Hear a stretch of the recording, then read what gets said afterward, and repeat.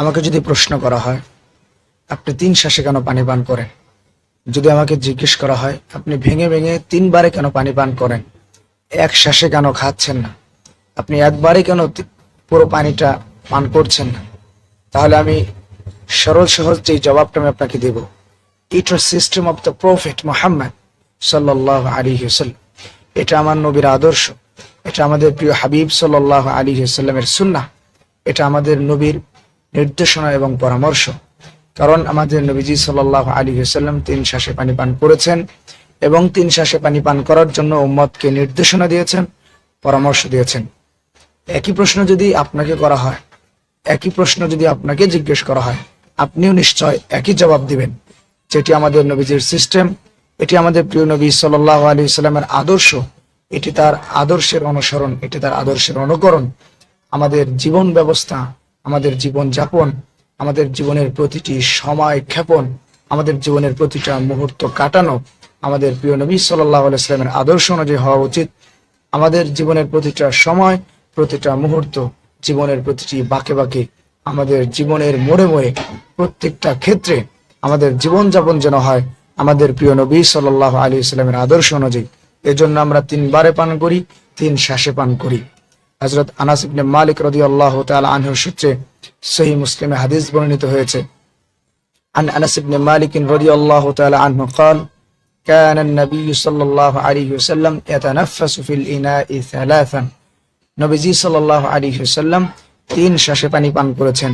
3 শ্বাসে পানি পান করার জন্য উম্মতের সামনে আদর্শ এবং নমুনা রেখেছেন, উম্মতের সামনে আদর্শ এবং নমুনা রেখে গিয়েছেন। এই জন্য কিয়ামত পর্যন্ত গোটা উম্মত, গোটা বিশ্বের সমস্ত মুসলিম 3 শ্বাসে পানি পান করবে এবং 3 শ্বাসে পানি পান করাটাকে সুন্নাহ মনে করবে, নিজেদের পাথেয় মনে করবে, সফলতার সোপান মনে করবে, নিজেদের জীবনকে সাকসেস করার জন্য আমাদের নবীজি সাল্লাল্লাহু আলাইহি ওয়াসাল্লামের আদর্শের অনুসরণ এবং অনুকরণকে জীবনের একমাত্র পাথেয় মনে করবে। সহিহ মুসলিম খণ্ড নম্বর 6 পৃষ্ঠা নম্বর 111, হাদিস নম্বর 2028।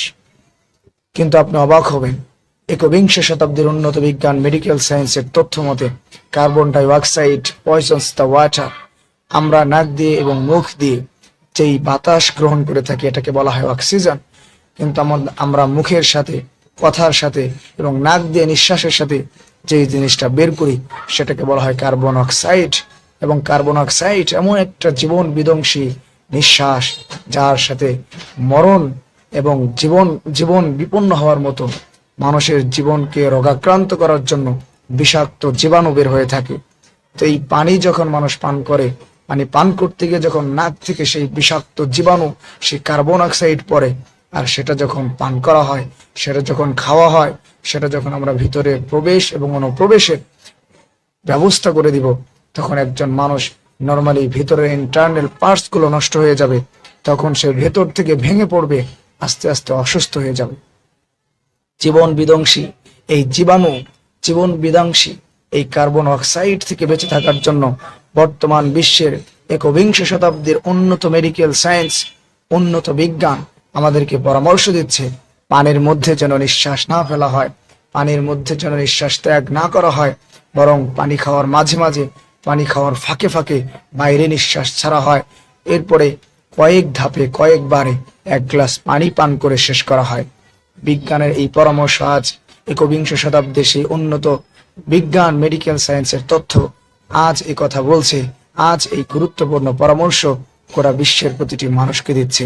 কিন্তু আমাদের প্রিয় হাবিব মুহাম্মদ রাসূলুল্লাহ সাল্লাল্লাহু আলাইহি ওয়াসাল্লাম আজ থেকে প্রায় 1500 বছর আগে উম্মতের ফায়দার জন্য, উম্মতকে জীবন বিধ্বংসী এই জীবাণু থেকে, জীবন বিধ্বংসী মরণ কামড় থেকে, জীবন বিধ্বংসী এই কার্বন অক্সাইড থেকে বাঁচানোর জন্য, উম্মতকে সুস্থ রাখার জন্য, বরং গোটা বিশ্বের মানবতাকে রক্ষা করার জন্য, গোটা বিশ্বের মানুষকে জীবন বিধ্বংসী মরণ ফাঁদ এই জীবাণু থেকে রক্ষা করার জন্য, প্রতিটা মানুষকে সুস্থ এবং সুন্দর রাখার জন্য 1500 বছর আগে প্রিয় নবী সাল্লাল্লাহু আলাইহি ওয়াসাল্লাম এই পরামর্শ, এই নির্দেশনা দিয়ে গেছেন পৃথিবীতে। সুবহানাল্লাহি ওয়া বিহামদিহি, সুবহানাল্লাহিল আযীম।